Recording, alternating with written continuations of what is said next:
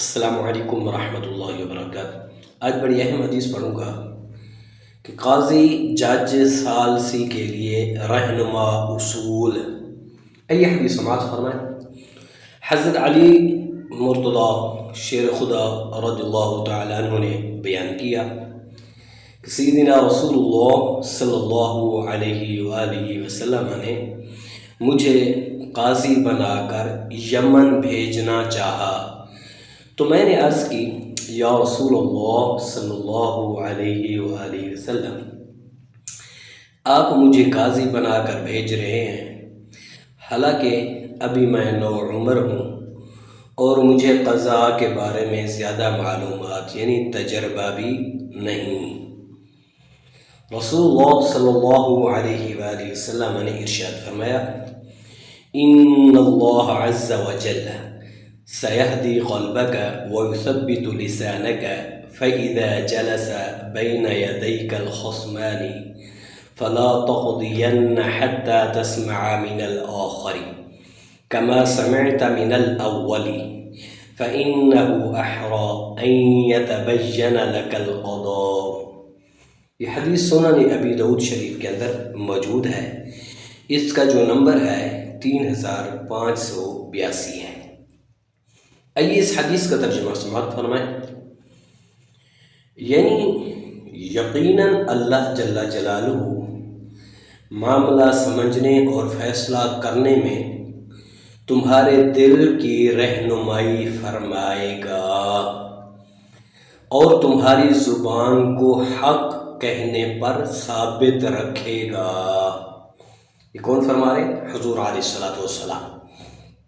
آگے فرمایا، جب دو فریق تمہارے سامنے بیٹھیں تو ہرگز فیصلہ نہ کرنا یہاں تک کہ دوسرے فریق کی بات سن لو، یعنی یک طرفہ فیصلہ نہیں کرنا، بلکہ ایک بات کہہ دے اپنی، پھر اس کے بعد دوسرے فریق کی بات سن لو، پھر جس طرح تم نے فریق اول کی بات سنی تو پھر ایسے ہی فریق ثانی کی بھی بات سنو، کہ ایسا کرنے سے تمہارے لیے فیصلہ خوب واضح ہو جائے گا۔ جب دونوں کی بات سن لیں گے تو پھر پتہ چل جائے گا کہ کون سچا ہے، کون حق پر ہے۔ حضرت شیر خدا رضی اللہ تعالیٰ عنہ نے فرمایا، اس کے بعد مجھے کبھی کسی فیصلے میں تردد نہ ہوا۔ اب جب حضور علیہ السلام نے سب کچھ فرما دیا تو جب میں فیصلہ کرتا تھا تو پھر اللہ پاک مدد بھی فرماتا تھا۔ حضرت شیر خدا رضی اللہ تعالیٰ عنہ کو شرعی علوم میں کامل مہارت حاصل تھی، لیکن قاضی و جج بن کر فیصلہ کرنے کا تجربہ نہیں تھا، یعنی تجربہ نہیں تھا، ویسے فیصلے آپ فرماتے تھے۔ سید عالم صلی اللہ علیہ وآلہ وسلم کی دعا اور فیضان تربیت سے صحابہ کرام علیہم رضوان میں سب سے بڑے قاضی بن گئے اور مشکل ترین مسائل فوراً حل فرما دیا کرتے تھے۔ یہ سب پیچھے جو طاقت تھی، یہ میرے آقا امام الانبیاء حضور علیہ السلام کی دعا کی طاقت تھی۔